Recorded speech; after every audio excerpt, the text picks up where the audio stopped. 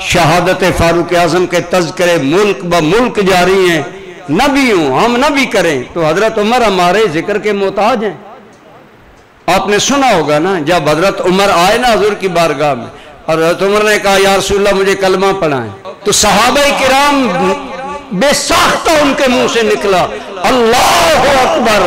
جب صحابہ نے نعرہ یہاں بلند کیا تو حضور نے فرمایا جبریل میرے پاس آیا ہے اور کہتا ہے یا رسول اللہ عمر کے اسلام لانے پر فرش والے ہی نہیں خوش ہو رہے، ہم عرش والے نوری بھی خوشیاں منا رہے ہیں۔